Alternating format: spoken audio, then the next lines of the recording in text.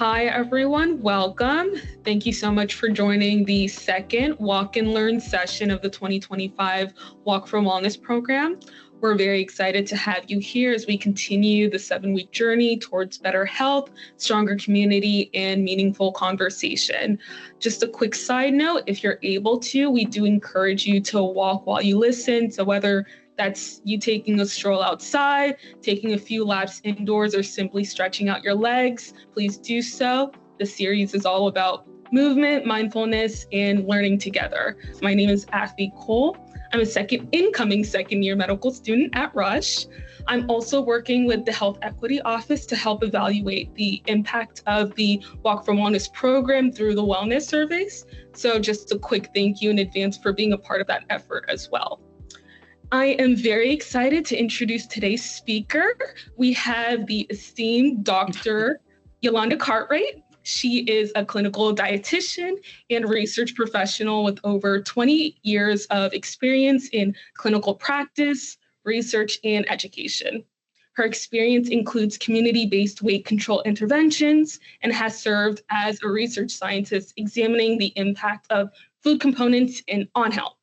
She's also currently a research manager in the Rush Department of Family and Preventative Medicine, and also a co-director of the administrative core for the Chicago Chronic Condition Equity Network, which is a collaboration between researchers at the Rush University as well as the University of Chicago, whom are looking for innovative solutions to reduce health inequities in individuals with multiple chronic conditions. She will be explaining and expanding on how diet impacts health in this session today. So a warm welcome to Dr. Yolanda Cartwright, and I'll hand it off to you, Dr. Cartwright. Wonderful. Thank you so much for that introduction. Wow, I really do feel illustrious after hearing all of those things. So again, thank you guys very much for having me. I'd like to start just by congratulating all of the walkers for taking this really, really important step towards improving your health, first of all, through physical activity. I don't think people realize that walking really is one of the simplest and most powerful things that you can do to improve your health. So congratulations, first of all, to all of the walkers. Thanks again for the introduction. Again, my name is Yolanda Cartwright. I am a registered dietitian and a health equity researcher in the Department of Family and Preventive Medicine here at Rush. And I am really excited to talk to you today about one of my favorite topics, which is how diet impacts your health. So I will just start by saying when we think about the things that drive our health, and this is everything, not just our physical health, but from our mental health and just how we feel day to day, our risk for chronic diseases. Diet really is one of the most powerful and modifiable risk factors that we actually have some control over. I think there are a lot of things regarding our health that we feel like we have very little control over, but diet is one of those things that we really do have some control over. And it's why diet is the number one habit in the American Heart Association's Life's Essential 8, which basically is just a list of 8 key habits that are necessary for maintaining the best cardiovascular health and for living a longer life. We know that having better cardiovascular health decreases our risk for many conditions that we suffer from everything from heart disease, stroke, several cancers, dementia, again, other issues related to mental health, and many other health problems. So we'll just start by just providing a brief overview of what are the 8 key habits of Life's Essential 8. Again, number 1, which we'll be talking more about here today, of course, is healthy eating, making good diet choices. Number 2, which our walkers are kind of handling today, is physical activity, again, keeping ourselves active and mobile. Number 3, quitting smoking and tobacco if you are a smoker. 4, getting enough sleep, which I think is a struggle for many of us with all that goes on in our lives. Number 5, managing your weight, trying to do things that help you to maintain a healthy weight. And then 6 through 8, controlling things like your blood cholesterol, your blood pressure, and also managing your blood sugar. So again, all of these factors are really, really important on their own. But the one thing about diet is that it actually impacts nearly all of the other factors. So not only does diet affect things that we know about, like our weight and our cholesterol, but we forget that diet also provides fuel for the physical activities that we do, and not just walking, but just our general activities of daily living. Our diet provides fuel and energy for these activities. Again, our diet helps to regulate our blood sugar and our blood pressure. And the other thing to remember is that diet also has an influence on our mood and our sleep patterns. You know, some people say, boy, when I eat late at night, for some reason, I just can't seem to sleep. Or if I eat sweets really late at night, I feel more jittery. Diet actually does impact your sleep patterns. So again, a healthy diet is critically important for our overall health and wellness, not just things that we commonly think about, like our weight. So let's just start with talking about what a healthy eating pattern looks like. Because, people always say, okay, what does that mean, a healthy diet? What does it mean to follow a healthy eating pattern? So my advice is just a couple of things. A healthy eating pattern, first of all, just consists of eating well-balanced meals throughout the day. Healthy breakfast in the morning, a healthy lunch, a healthy dinner, making sure that you have snacks on hand that are healthy just in case you need some nutrition to get you through meals. Again, this type of eating pattern, it helps to keep your brain working, it keeps your heart working, and provides the fuel that your body needs to get you through the day.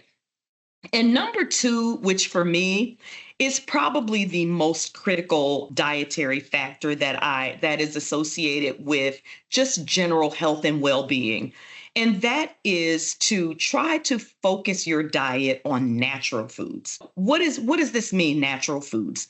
These are foods like fruits and vegetables and whole grains, plant-based protein. We can get a lot of very good proteins from foods that are plant-based, like beans, peas, nuts.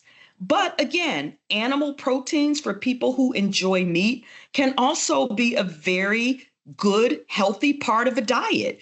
We just recommend that you focus on lean meats and fish, especially fatty fish like salmons, which is packed with healthy fats like omega-3 fatty acids. And also chicken can be healthy, particularly if you remove the skin, which is where all of the fat is located right underneath the skin. So again, focusing on natural foods versus processed foods. We have come, especially over the last several years, to just have the understanding that consuming processed foods is probably one of the biggest diet culprits that we face. So again, I can't stress enough. Natural foods over processed foods. If you don't remember anything else that I say in my 20-minute talk today, I would encourage you just to keep this in mind. And I tell people this all the time. Your food should come from a farm and not a factory. So when you look and you think about what you're eating, think about whether this food is something that is natural and comes from a farm, off of trees, or grows from the ground versus something that is prepackaged and that was probably produced in a factory. So again, Processed foods, we have to remember that when these foods are prepackaged, they're changed from their natural state. Usually they have colors added to make them prettier.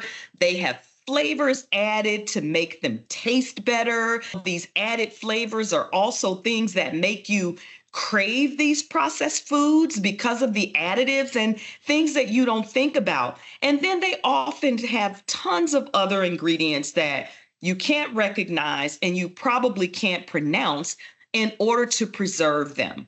We know that eating a lot of processed foods is linked to higher rates of conditions like diabetes, like obesity, like disease. So again, focusing your diet on natural foods is, I think, one of the top nutrition recommendations that I give to people. How do you identify processed foods? It's important when you're in the grocery store to look at the food labels. And a lot of times it's really easy. If you look on the label and there is a really long ingredient list, or if you look at the label and sugar is one of the first ingredients, that's a really good sign that it's a processed food. So you want to try and select foods that have very few ingredients because you know that those foods are closer to their natural state than being in their processed state. Another tip that I like to give people is a really helpful one when you think about the setup of a grocery store when you're shopping. So think about, you enter the grocery store. Try to do your shopping around the perimeter of the grocery store. Because when you think about it, you start off usually in the produce section. When you enter, that's where all of your fresh fruits and vegetables are located. And then you can continue to circle around. You come across the dairy section. Again, that's where your low-fat milk and your yogurts and cheeses and things like that are located. Also, your meat counters are usually around the perimeter of the grocery store. So this is where you can find your fresh meat, your fresh chicken, your fresh fish, and those sorts of things. So I always say, and this isn't the case 100% of the time, but beware of the aisles. When you think about in the grocery store, when you go into the aisles, that's usually where more of your prepackaged and your processed foods are located. So again, another really good tip is to shop the perimeter of the grocery store. So again, just to recap, first two things, eating well-balanced meals, very important for your overall health. Number two, choosing natural foods versus processed foods, probably one of the most critical things that you can do to improve your overall health. And then number three, which is one I think people don't like to hear, is really trying to reduce sweetened beverages. Sweetened beverages are one of the most consumed processed foods. And I just don't think that we're always so mindful about what we're drinking. And these are things like soda, fruit drinks, even some things that are considered 100% fruit juices can contain a lot of sugar. Sports drinks, energy drinks, our super grande, extra whip, extra, foam, vanilla, lattes that we get from Starbucks. Again, these are things that add a significant amount of sugar and really just empty calories that give your body extra calories that you don't need and that don't contain very many nutrients. We know that high consumption of sugary drinks are linked to health issues like, again, obesity, type 2 diabetes, heart disease, all of these chronic conditions that we try to protect ourselves from are definitely associated with the consumption of these very sugary beverages.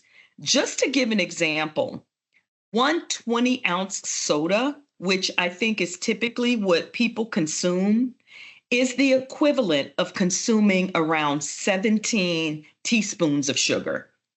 So when you think about that, having 2 or 3 sodas a day really provides you with a significant amount of sugar that certainly can be very harmful. So, what can we do instead?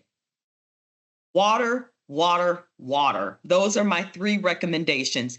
Carry a reusable water bottle with you and just refill it. So that way you always have something healthier on hand to quench your thirst. And, if you do just miss the fizz that you get from soda and that sort of thing. I know people just do not like sparkling water. A lot of people don't like the taste of it, but it helps to sometimes maybe just add a splash of 100% juice or something like that to give you the fizz that may be missing with a little bit of flavor. So, again, that's the big third one, avoiding the sugary drinks. And then just the fourth one that I would just say, my fourth and kind of last tip. Again, obviously, this is something that we could probably talk about for hours and days, even with, things things that help you to have a healthy diet. But my fourth one really is what we call following, and I'll have my finger quotes here, the plate of life. And this is really just a way to help you select healthy foods and in the correct portion sizes. Because the thing is, no matter what you're eating too much of it can really, really wreck a healthy diet. So when we think about the plate of life, this is just a visual. When you think about your plate, when you sit down for a meal, whether you're at home or whether you're at a restaurant, half of your plate really should be filled with those natural foods that I talked about, fresh fruits, fresh vegetables primarily. So you have your plate, half of it, you have your fruits and vegetables. 1/4 of your plate is where your healthy protein food should go. And again, these can be plant-based things like beans, nuts, peas, things like that, that are very healthy plant-based sources of protein. Or they could also be healthy meat proteins. And what I mean by that are animal proteins like skinless chicken, healthy fish, lean cuts of beef, like either your loin or round cuts, which usually are the ones that are lower in fat. But one thing to remember is that, again, the meat should only take up 1/4 of your plate, and it should be about the size of a deck of cards. So when you think about the amount of meat you usually consume and the size of a deck of cards, that's just a really good visual with helping you to make sure that you're not over consuming meat and other options. Finally, the other fourth of your plate should be filled with whole grain foods. These are things like brown rice and things like quinoa. And people always go, what the heck is quinoa? But a very good whole grain food that is also very high in protein. Also, things like whole grain breads, things like whole grain pastas, again, are very healthy, in the proper portions, filling 1/4 of your plate. So, again, I'll just recap very quickly. And yeah, I think just kind of open the floor for a few questions. But, my main tips here for eating for overall wellness are: number one, eating well balanced meals and snacks throughout the day. When you skip meals and that kind of thing, it just sometimes causes you to be even more hungry and sometimes even ravenous, I think it's safe to say. And that leads you to eating more things that are kind of comfort foods that you probably wouldn't normally choose. So again, eating well-balanced meals throughout the day just really helps to kind of regulate your appetite and then make sure that you're getting all of the nutrition that you need to sustain your body's health. Number two, and again, I'll say this and I'll emphasize this again, focusing on natural foods and not processed foods. foods that come from a farm and not a factory.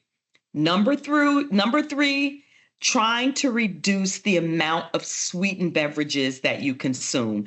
Focusing on water probably is one of the best things that you consume. Or again, definitely other beverages that don't have a significant amount of added sugar. And then finally, following the plate of life to select the right foods and the right portions. Again, half of your plate should be filled with fruits and vegetables, 1/4 of your plate with lean proteins, either those that are plant-based or lean animal sources. And then the other fourth of your plate should be filled with healthy whole grains, not the processed things where all of the fiber and nutrition has been removed, which are things like white bread, white flour, white pasta. Those things are processed to remove all of the good stuff. So again, it is better to focus on the things where the whole grains are left intact.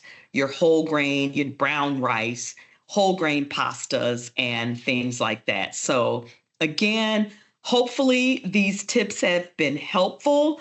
And, following a healthy diet is a very important part of incorporating all of these life's essential 8 factors into your healthy lifestyle. Thank you so much, Dr. Cartwright, for those very important insights. I think in some degree, we all are aware or acknowledge that, hey, there are things that we need to do, but having that reminder of the essential 8 is good, but also having the reminder that small actionable steps will make a very long-lasting impact in our life. So sure. Thank you so much. We did have a couple questions that were sent in a little bit earlier, so we'll start off with that. Okay. The first of which is from Grace P. She asks, if you follow a plant-based diet, what are the best proteins to eat if you cannot eat soy or nuts? People who are trying to avoid soy, and if you're not able to eat nuts, I think some of the better protein sources I mentioned earlier, quinoa is a very good one. There are other non-soy meat substitutes for people who cannot do tofu, which is soy-based, and those are things like tempeh, which is another good source that is not soy-based. And I think the other one is just to remember that, things like beans and peas and lentils and legumes, are all very, very unprocessed sources of protein that are very good for a plant-based diet, and I can remember many, many years ago how, when I was a nutrition student, I won't say how many years ago that is, but we were actually taught that, there are incomplete and there are complete proteins. And when you eat beans, you have to have rice with it to make it complete. And when you eat lentils, you have to eat this with it. And I think that we have learned over time that that's not necessarily the case. If you are generally eating a well-balanced diet and you're incorporating your whole grains and your plant-based protein sources, that it is not necessarily, necessary in every meal to have, beans with your rice in order for your body to utilize the protein. So I would say, again, beans, lentils, seeds if you can't do nuts. Tempeh is another good source if you cannot do soy. A lot of good options for people who want to be plant-based. And remember, you also get protein from vegetables. It's not a ton, but things like broccoli and spinach and those things actually do provide a source of protein as well. So again, it's about consuming a variety of foods and a well-balanced diet. We do have a second question from another participant. April K asks, what are sweet, healthy snacks for that time of the month when you get extra hangry and you just want pizza, ice cream, the whole gamut? Only so many pitted date desserts that I can take. She would love your help with providing a lot of important insight. Okay, so that's a good one. Yeah, we've all been look right, been there, done that, wrote a book about it, right? Mhm. So, yeah, I will say this, with my dietitian hat on, this is what I will say, making sure that you are, eating things that are naturally sweet, things like your fresh fruits can actually kill a craving, really, for sweets. I also tell people, and I can't remember if I've learned this or if one day made it up, but here it goes. I'll share it with you guys. You really do crave what you consume. And that's just something that I've learned over the years. If you know, kind of deal with your cravings by eating things like, ice cream and that sort of thing, which we love, that's what you're going to crave, just time and time again. If you get to the point where you start to deal with your craving by eating more healthy foods like fresh fruits and, dried fruits incorporated, which can make things kind of kill that sweet tooth. Those are also the other things that you crave. Obviously, there are healthy choices that if you just need something, choosing something like a sorbet over a sherbet would be a better choice. Choosing, something like a graham cracker over cookies would be a better choice because those are things that give you less sugar but still feel sweet. But then my final thing that I will say is that, you know what? We are all human and no one is perfect. And I am a firm believer of the 80-20 rule is that 80% of your diet should be things that are healthy, things that are nutrient dense. But I think that we all have room for the other 20%, which is where, eating is supposed to be fun and enjoyable. And I do think that there is a place in everyone's diet for those foods that we just want and we just crave. So I just say if 80% of the time you're following a great diet, you're doing the right things, then 20% go for it. Go for it and just have what you enjoy. It's okay. We're human. I like that, giving yourself grace. Do you have a question in the chat from Deanna? They ask, can you talk about the impact of artificial sweeteners? Sure. I just generally speak, I think that there is research that has just been done over time that indicates that certainly artificial sweeteners sometimes, people replace regular sugar and that sort of thing with artificial sweeteners because, generally it does have fewer calories.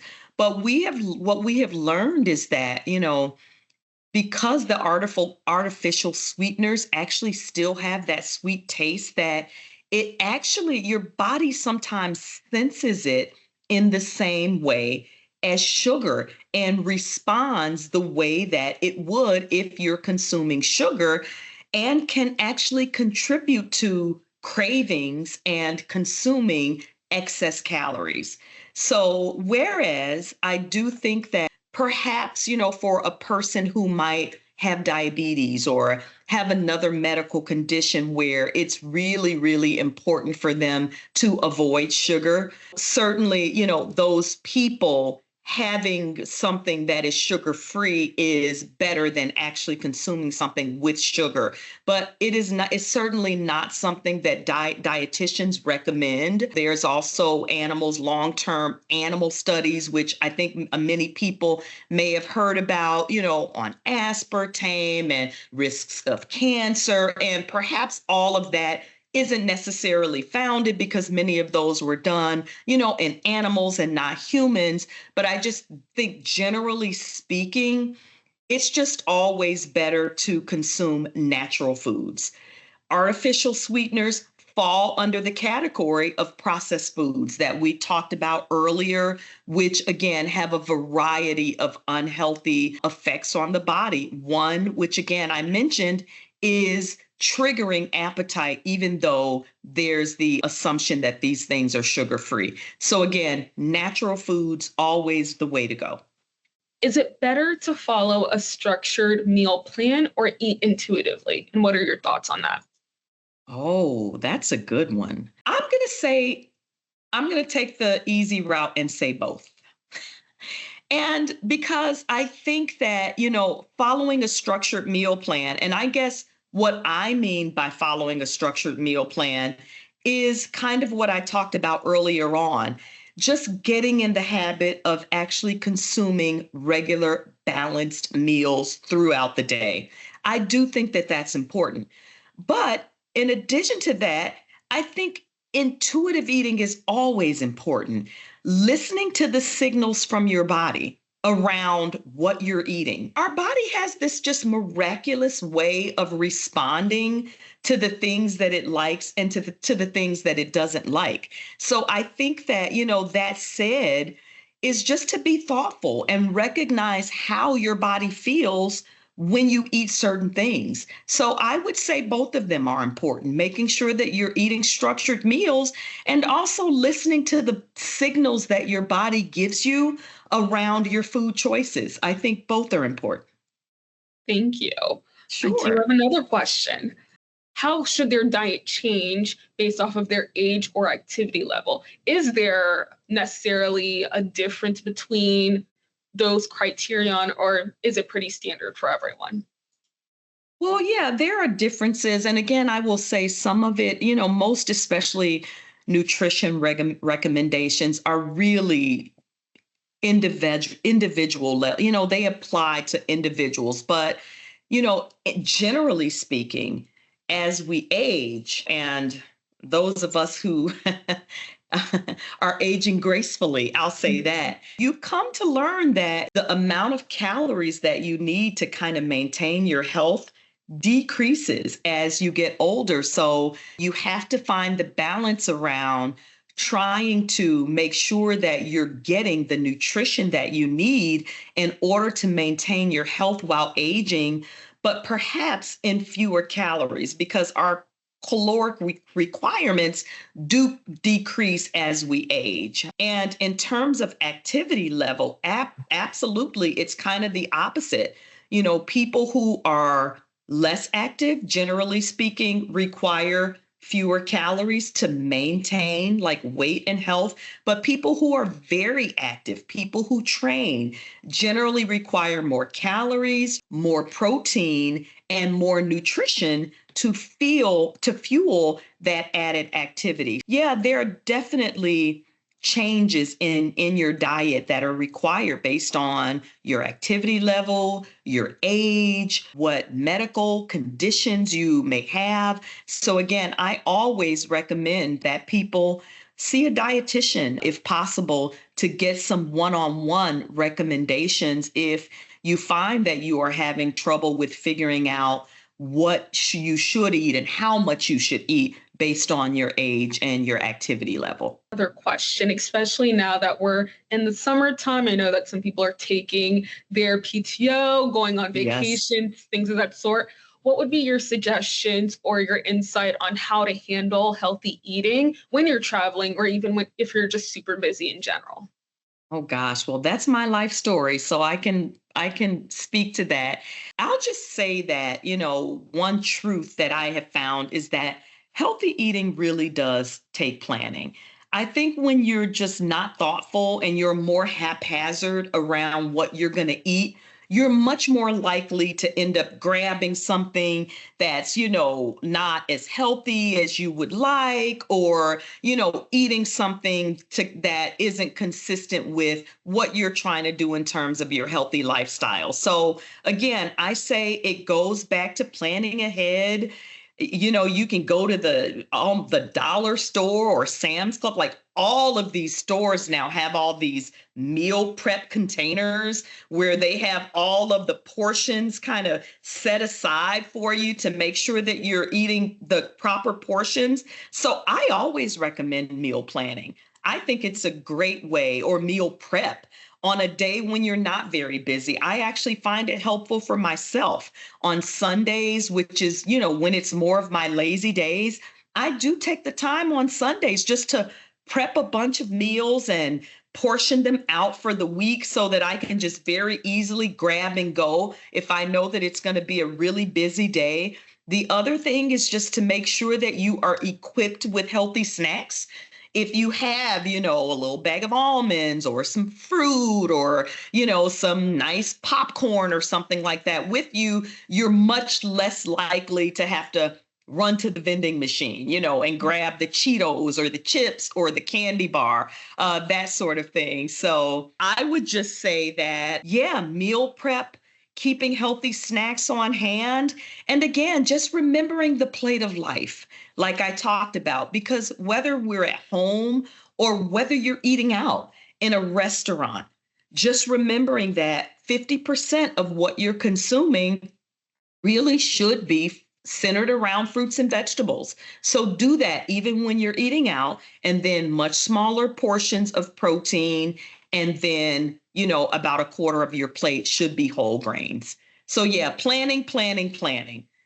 Healthy eating takes planning. You're preaching to the choir because as a student now, Yeah. I'm realizing, hey, I don't really have that much time allotted for myself. And so having to be strategic about planning out days where I'll make my meals for the week has been a learning curve for me. But Sure. definitely It want to helps. acknowledge, like, hey, participants, definitely go and speak with your dietitians to get that catered knowledge for what works best for your body, but also like using TikTok or even just going on the web to find quick meals has been really helpful. Sure, sure. And it can be enjoyable. I don't know. Maybe it's just me, but I actually think it kind of takes a lot of the stress away from, the whole, think about how many days you go, oh gosh, what am I going to eat today? What's for dinner? That's what's for dinner? What's for dinner? Well, when you have your meals already prepared, or at least you have your groceries, you know what you're going to prepare during the week. They might be things that are quicker and healthier and save your, I call them my fancy pants meals. Those usually happen more on the weekends when I have more time. But definitely just make prepping just a normal part of your day or your week. Find the time when you're less busy to do it. Mm-hmm. We do have another question in the chat Sure. from Rochelle. They Okay. ask, what is your take on protein drinks? Oh, Well, I guess, as I said, with the 80-20 approach to eating, I think that everything has its place. I know a lot of people who are athletes and that train really hard and have very high protein needs that utilize things like protein shakes and that sort of thing to get not only their protein, but their other nutrition. But I just would say that, not all protein drinks are the same. I think that it's always better to make your own from, your whole grains, whatever it is that you put in it, your fruits, your vegetables. I don't know. Some people do it with, an almond milk and then adding your own, protein mix. Because again, a lot of these protein drinks can be very, very, very high in processed additives. So again, look at the labels. Just like you look at the labels with your food, you want to look at the labels with anything else that you're consuming, like protein drinks. And again, it is always better, whatever you're consuming, to make it your own, because that way you're able to use natural ingredients. It's a really great point.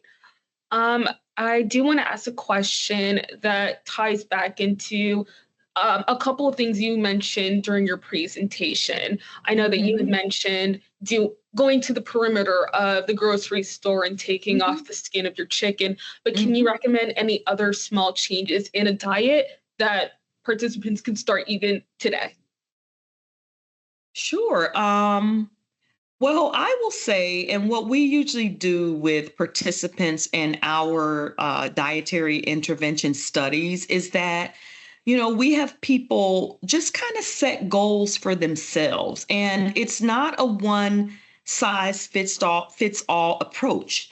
Really think about something, number one, that is important to you, that you have a why for changing, and also something that you feel that you can stick with and start there, I think are the most important things. So, just based on what I said today, if you know that sugary drinks, that's kind of your vice, and that is something that you think would be an important change for you to make, then I would say for you, start there.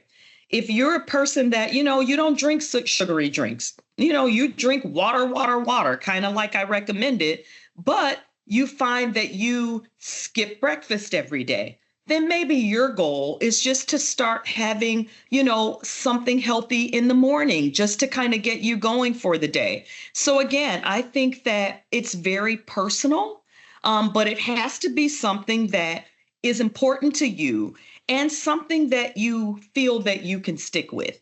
I think people often just set these goals that are just really, really too grand and too complex. And that contributes to our inability to stick with the goals. So again, just finding something, even if it's small, to start with. Once you accomplish that goal, set another one for yourself and do one goal a week. And I think those small things over time certainly add up to make a big difference in your health. I will just share one of the things that I did many, many, many years ago when I was, I am plant-based now, but when I was a student in college, back then it was like skim milk. Everyone should drink skim milk. Whole milk is bad for you. And I was raised on whole milk. So, oh my gosh, it was so difficult for me to transition from whole milk to skim milk, at the time. So what I did is I would actually purchase a white container and I would pour the skim milk into the white container because I realized that the skim milk, the look of it was what I didn't like. It wasn't necessarily the taste of it. So I started to put it into a white container. So then it didn't look so diluted. Mm-hmm. And that was kind of a small way back then, when I still, would consume regular milk, that I kind of trained myself. And it was just a way that I help myself to transition. So I think that we have to just think about things like that. It wasn't really the taste of the skim milk. It was the fact that when I looked at it, it just looked very diluted and icky to me at the time. So again, that's where I started, just with a small change. And eventually I was able to transition over, to skim milk so many, many years ago. So just things like that. I think those small changes over time make a really, really big difference. And I got to the point where whole milk started to taste like, creamer to me after, just years of making the shift. So again, you adjust. Your taste buds really do adjust. Gotcha. And quick side note, what is your milk of choice nowadays? So, it just depends. So I usually go for the plant-based milks. And again, it's a personal choice for me, but it just depends. For some reason, I like oat milk when I'm doing my overnight oats. But then if I'm doing like a whole grain cereal, for some reason, I like the taste of almond milk with that. If I do like a coffee, a latte or something like that, for some reason, I prefer soy milk. So I'm just one of those people that, it just all depends. But basically, whichever non-dairy milk I consume, I try to make sure that they are the ones, obviously, without all of the added sugars. I know that there are many people who avoid the soy milks and that sort of thing. So yeah, there are many, many options, just personal preference. And yeah, for me, it depends on what I'm consuming. I do have one more question, and I do think it's an interesting concept. Okay. Do you believe that cheat days are a good idea or just a trap? Cheat days, huh? So I prefer not to call it a cheat day because, like I said, I live by the 80-20 rule. And if you want to call that 20% like your cheat day, I think that's a personal preference. I think that there's always time. I just think that if we don't, like I'll use your language, allow ourselves some grace and just enjoy, food sometimes that might not be kind of our perfect natural foods, I think that we do miss out on some of just what is just kind of enjoyable about eating and being able to have just a healthy relationship with food. So I think that in order to have that healthy relationship with food, then there has to be space for that 20%. And I think for some people, maybe they call that 20% their cheat day. So it might not be a day for me, but I just think over time, I do leave space. My young daughter, well, she's not very young, but, she's away. But when she comes home, I know that she is going to bake something that probably does not align with all of my usually dietary restrictions. But guess what? I make space for it because she enjoys cooking it. I enjoy eating it. So it makes for just a wonderful family moment for us. And it just allows us to have good, healthy relationships, I think, with all foods. So you call it cheat day. I call it the 20% of grace that I think we should all have around our eating. And what a way to end. Thank you so much for that, Dr. You're Cartwright. very welcome.